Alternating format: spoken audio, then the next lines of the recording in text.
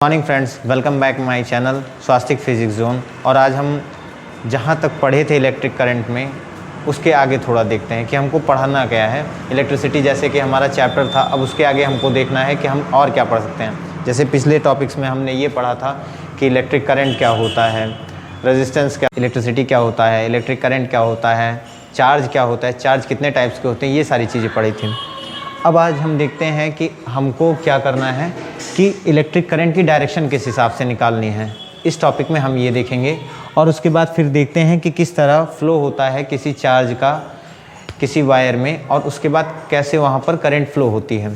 तो अब हम देखते हैं इसमें पहला टॉपिक जो है आज का हमारा, direction of electric current. Direction of electric current, इसका क्या मतलब है? The direction of electric current is taken as opposite to the direction of the flow of electrons. कि हमने तो पहले ये भी पढ़ा है कि अगर इलेक्ट्रॉन फ्लो करेंगे तभी हमारा क्या जनरेट होगा, हमारी इलेक्ट्रिक करंट जनरेट होगी। अगर हमारा इलेक्ट्रिक करंट जनरेट हो रहा है, अब उसकी हमको डायरेक्शन निकालनी है। तो कैसे निकालेंगे? अगर मान लीजिए ये हमारा इलेक्ट्रॉन है, ये हमारा क्या है, इलेक्ट्रॉन है, ये हमारा वेस्ट डायरेक्शन में जा रहा है। किस डायरेक्शन में? वेस्ट डायरेक्शन में। तो यहाँ से अगर हम देखते हैं कि हमारी करंट की अगर हमारी क्या डायरेक्शन क्या होगी, तो हम कैसे बताएंगे? इसके जस्ट अपोजिट कौन सी डायरेक्शन होगी? ईस्ट डायरेक्शन होगी। तो कहने का मतलब हमारा करंट किस डायरेक्शन में फ्लो कर रहा है? ईस्ट डायरेक्शन में। तो यहाँ से हमने ये जाना कि करंट की डायरेक्शन हम किस हिसाब से निकाल सकते हैं। अब इसके बाद हम देखते हैं कि किसी सर्किट में किस हिसाब से हमारा करंट फ्लो करता है। जैसे हमारे सर्किट होते हैं जनरली, ये हमारा एक सर्किट हो गया कि यहाँ पर कोई रेजिस्टेंस लगा है, उसके बाद फिर ये क्या है, हमारा बैटरी लगी है।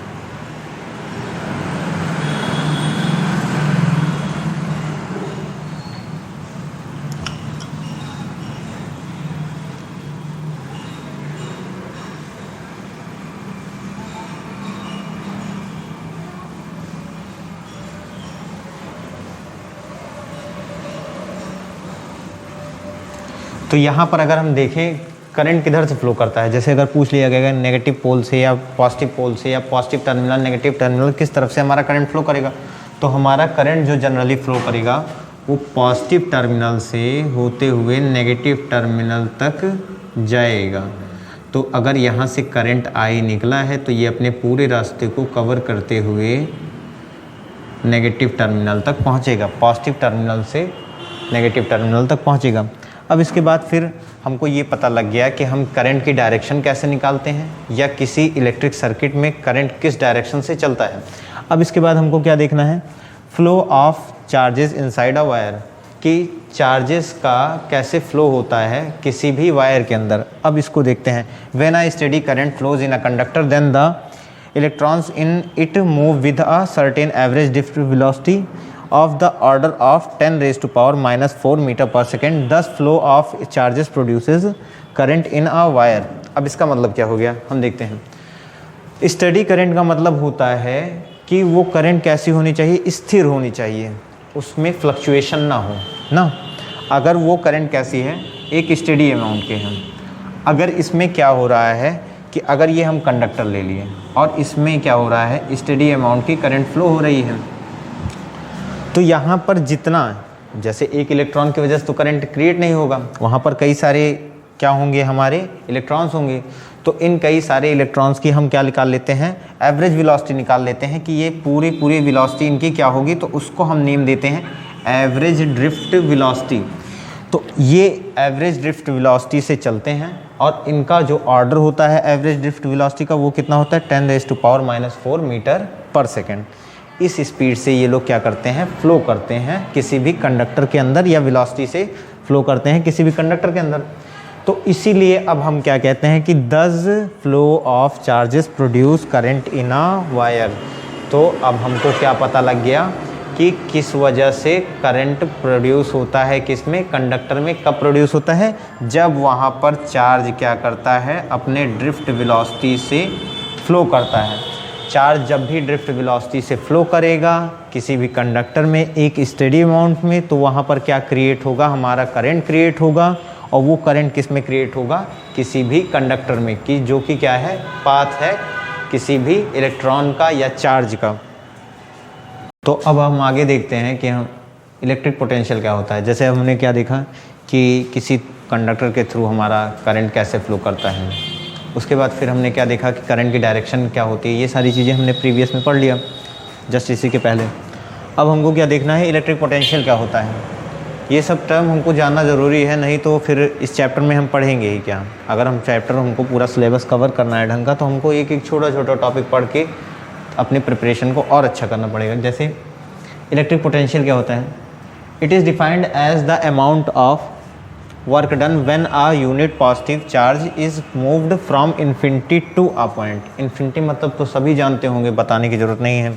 इन्फिनिटी मतलब एक ऐसा पॉइंट जो डिसाइड ना हो, जहाँ हम क्या मानते हैं, अनंत, जहाँ हम ना पहुँच सकें। तो अनंत तक हम मान लेते हैं कि अनंत से अगर हम क्या, इन्फिनिटी से किसी चार्ज को एक पॉइंट पे, मतलब इन्फिनिटी पॉइंट हमको नहीं पता है, ये पॉइंट P है, यहाँ पर किसी चार्ज को लेकर आते हैं। तो किसी को लेकर आना मतलब उस पर फोर्स लगाना, और फोर्स लगाने के साथ ही क्या हो रहा है, डिस्प्लेस हो रहा है। इस पर फोर्स लगा और उस फोर्स की वजह से ये कहाँ पहुँचा, P पॉइंट पे, और इसने अपना क्या किया, डिस्प्लेसमेंट किया। तो फोर्स और डिस्प्लेसमेंट अगर एक साथ होता है तो उसको हम क्या बोलते हैं, फिजिक्स की लैंग्वेज में वर्क डन बोलते हैं। अब हमारा वर्क डन हुआ कहाँ तक आने पर, इन्फिनिटी से P पॉइंट तक आने पर। तो जो वर्क डन होता है किसी भी चार्ज को इन्फिनिटी से किसी एक पॉइंट पर लाने पर, उसको हम किस नाम से जानते हैं, पोटेंशियल या इलेक्ट्रिक पोटेंशियल के नाम से जानते हैं। किस नाम से जानते हैं, इलेक्ट्रिक पोटेंशियल के नाम से जानते हैं। अब इसका फार्मूला क्या बनता है कि V is equals to W/Q, where V मतलब V क्या है, यहाँ पर इलेक्ट्रिक पोटेंशियल है, और W क्या है, जितना वर्क डन किया गया, किसकी वजह से, चार्ज की वजह से, मतलब चार्ज ने जितना वर्क डन किया इन्फिनिटी से P तक आने में, वही हमारा क्या हो जाता है, पोटेंशियल हो जाता है, इलेक्ट्रिक पोटेंशियल हो जाता है। उसके बाद Q क्या है, यहाँ पर Q है जितना हमने चार्ज लिया। यहाँ पर कितना हमने चार्ज लिया है, अभी तो माना है 1 यूनिट, ठीक, यूनिट पॉजिटिव चार्ज जिसको हम बोलते हैं, यूनिट पॉजिटिव चार्ज माना है। उसकी वैल्यू और भी कुछ हो सकती है, उसी हिसाब से हम क्या कैलकुलेट करेंगे, अपना इलेक्ट्रिक पोटेंशियल कैलकुलेट करेंगे। फिर अब इसके बाद एक कन्फ्यूजिंग पॉइंट और आता है, इलेक्ट्रिक पोटेंशियल डिफरेंस। अब इलेक्ट्रिक पोटेंशियल डिफरेंस क्या होता है, अच्छा हाँ, SI यूनिट भी देख लेते हैं इसकी क्या होती है। इलेक्ट्रिक पोटेंशियल की SI यूनिट क्या होती है, वोल्ट।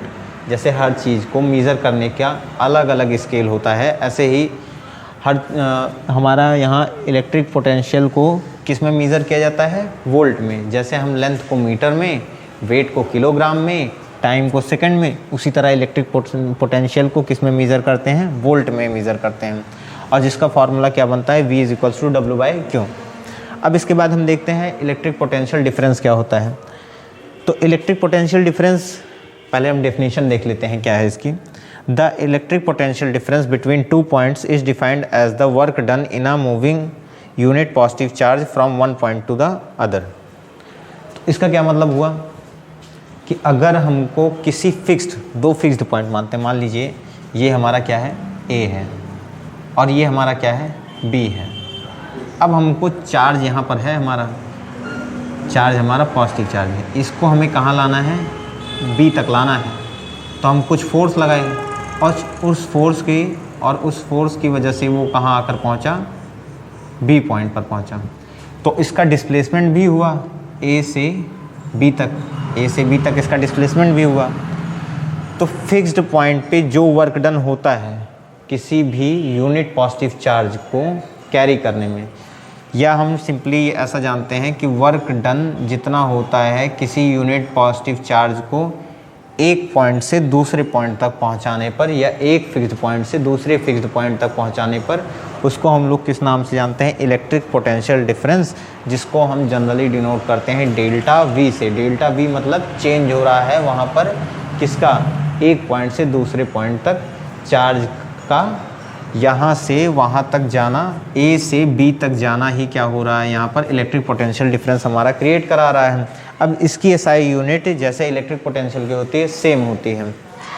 इसकी SI यूनिट क्या होती है, वोल्ट। क्या होती है इसकी SI यूनिट, वोल्ट। तो हमने आज के टॉपिक में क्या क्या डिस्कस किया कि हमारा डायरेक्शन क्या होता है इलेक्ट्रिक करंट का। उसके बाद फिर हमने ये डिस्कस किया कि इलेक्ट्रिसिटी या हमारा करंट का फ्लो कैसा मतलब किस डायरेक्शन में होता है, किस इलेक्ट्रिक सर्किट में हमारे। अब इसके बाद फिर हमने फिर क्या पढ़ा था कि करंट किसी कंडक्टर या वायर में किस हिसाब से फ्लो करता है। तो हमने ये पढ़ा कि उसकी स्पीड या वेलोसिटी कितनी होती है, ये भी पढ़ा। उसकी स्पीड या वेलोसिटी कितनी होती है, 10⁻⁻⁴ मीटर पर सेकंड के वेलोसिटी से वो किसी कंडक्टर या वायर में मूव करता है, तब क्या होता है, हमारा वायर में इलेक्ट्रिसिटी या करंट जनरेट होता है। उसके बाद फिर हमने क्या पढ़ा, इलेक्ट्रिक पोटेंशियल पढ़ा, जिसको हमने ये जाना कि इलेक्ट्रिक पोटेंशियल क्या होता है, इन्फिनिटी से चार्ज को किसी फिक्स्ड पॉइंट पर लाने पर जितना वर्क डन होता है वही क्या है, इलेक्ट्रिक पोटेंशियल। सेम इसी तरह हमने क्या पढ़ा, इलेक्ट्रिक पोटेंशियल डिफरेंस, दो फिक्स्ड पॉइंट में जितना एक फिक्स्ड पॉइंट से दूसरे फिक्स्ड पॉइंट तक चार्ज को लाने में वर्क डन कराया गया वही क्या है, इलेक्ट्रिक पोटेंशियल डिफरेंस है। तो आज हमने यहाँ तक का टॉपिक क्लियर किया। अब इसके बाद फिर हम नेक्स्ट टॉपिक में देखेंगे कि 1 वोल्ट क्या होता है, उसके बाद हमारा ओम्स लॉ क्या होता है, रेजिस्टेंस क्या होता है, ये सब हम आगे आने वाले टॉपिक्स में देखेंगे। सो थैंक यू फ्रेंड, हमारे साथ बने रहने के लिए इतनी देर तक। अब इसके बाद आप ज़्यादा से ज़्यादा हमारे वीडियोस को लाइक करें, शेयर करें, सब्सक्राइब करें और जितना हो सकता है हमारा सपोर्ट करें। Thank you friends.